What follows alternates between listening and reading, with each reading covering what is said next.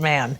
Well, coming up, we'll take you to the Island of Tears, where scores of Syrian refugees are arriving on the shores of Greece every day. And the last people they expect are waiting to rescue them.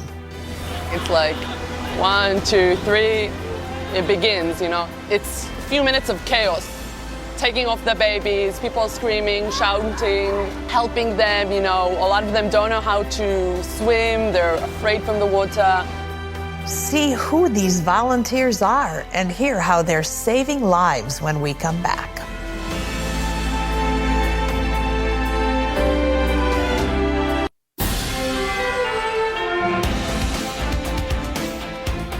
It's one of the biggest humanitarian disasters in recent history.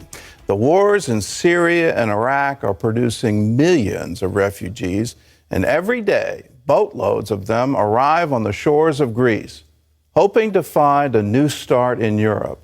And when they arrive, some of the first people they meet are doctors and rescue teams from Israel.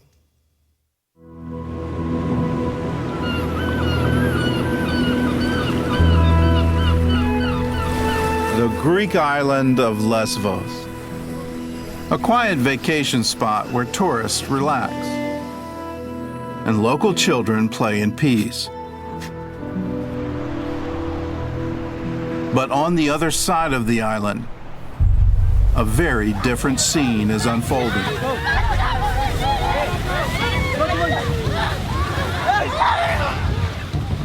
Every day, thousands of refugees arrive on this shore. Most are fleeing the Syrian civil war, hoping to resettle in Europe. We see babies which are only a few days old people at the age of 90, 95 even.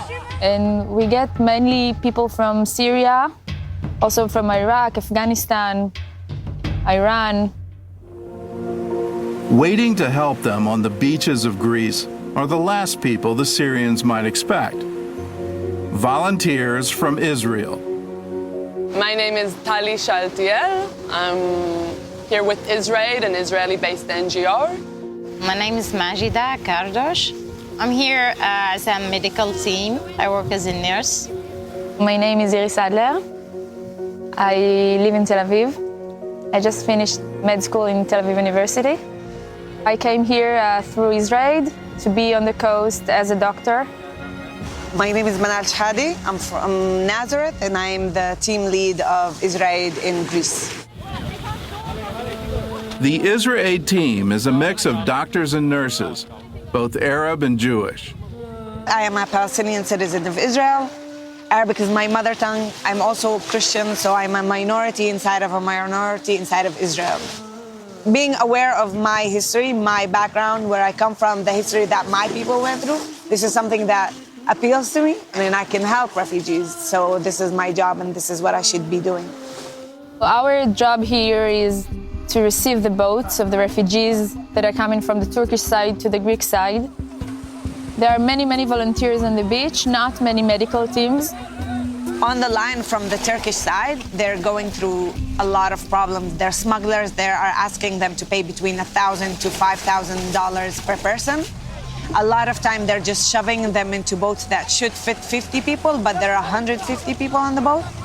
They just leave them midway through the sea and they tell them, you find your own way to Greece, we're not responsible on you. Or they fill like half a tank of gas and they just leave them in the middle of the sea. What we do is go to Hind Point with binoculars, searching and scanning the water, and you start looking for this black with orange dots in the view. And then it comes nearer and you start seeing the rubber boat and all the people on it. It's like 1, 2, 3, it begins. It's a few minutes of chaos. Taking off the babies, people screaming, shouting, helping them, A lot of them don't know how to swim, they're afraid from the water. Here is the point that we start doing a triage, a very fast, by hearing, they're talking, looking at the refugees, so we can see who is in need of medical help. And I start shouting, Min baddu doctor, who need a doctor in Arabic. And so this is the time that we start given treatment. I've treated a 14-year-old Afghani guy that was unconscious. If he didn't receive aggressive treatment on the shore, on the spot, he might have not made it. After that, we start giving them food and water, warm clothes, something to eat, to drink, because some of them didn't have any water or food for like 1 or 2 days. After that, I take the map. We have a map that we translate on it in Arabic, explain to them what is the next step. You know, they don't know where they are, okay?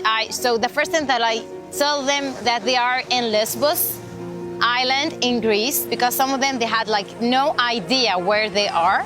Most of them, they had nothing. They just come with their clothes only, because they had to throw their bags in the sea, or smugglers took their bags and threw in the sea. After a couple of days of assessing the field, we understood that the biggest need is a way to communicate with the refugees who come. So we brought a team from Israel, which is Arab-speaking, and the effect was amazing. Hearing your language is very important to them, and then getting the instructions where to go, what to do next, what are the next steps, because they have a lot of uncertainty. And although Israel and Syria are technically at war, none of that matters here on the beach. Usually when they get to the beach, they're just happy to see people waiting for them, giving them help and food and clothes and medical treatment if they need. Sometimes they realize who we are, and they're just happy to see us, and they hug us and kiss us, and it's very exciting. We get lovely, warming reactions of hugs and, men kissing me like I'm their daughter, on the forehead, saying thank you, saying that I would never have thought that I'm going to receive treatment or be able to speak from an Israeli doctor or share my story with an Israeli who will empathize with what I've been through. This guy, he had, I think, a sprained ankle, and he put some bandage, and I wanted to take out of my bag some medicine to ease the pain, a painkiller. And while I'm looking in my bag, this guy asked Majda in Arabic, where am I from? Like, where is she from? Where is she from? And she was telling to him, what does it matter? You need help now. She's here to give it to you. Why are you focusing on that? And we continued with our work and whatever we were doing at the time. And a few minutes afterwards, he comes to me with a package of biscuits that he brought from Turkey for the journey. Giving me something from the nothing that he have and apologizing for not respecting me or questioning me. And, just giving me, a thanks for being there. Israel is an political organization. What they do is help people in a disaster situation. And this is what I'm doing. And this is what they teach me at nursing school, to treat a human, no matter what he is, which religions he have, which color he is, what language he talks. To see a 60-year-old Arab man burst into tears on the shore, something that you don't see every day. So being able to give a hand, give a hug, give water, medical treatment, it's a privilege. Offshore, Israeli doctors also provide trauma counseling for families in refugee camps. We start with the communication thing, talking Arabic, or put only hand on his or her shoulder, try to make them feel better, as much as we can. In my country, in Syria, it's coming very hard, and there's no future for anyone. Yesterday, I have coming here with a plastic boat. I will say that they are amazing people, and I'm really, really thanks everyone working with these people. They are really helping us and helping a lot of families here and children. Because we come from a country that a lot of people suffer trauma because of the conflict and what's happening, so we have a lot of experience how to deal with trauma, how to deal with the conflict. And this is a knowledge that we need to pass to other people, to other countries, if we can help make their suffering less, or to help support them, or to show them a different way. And I think this is our duty.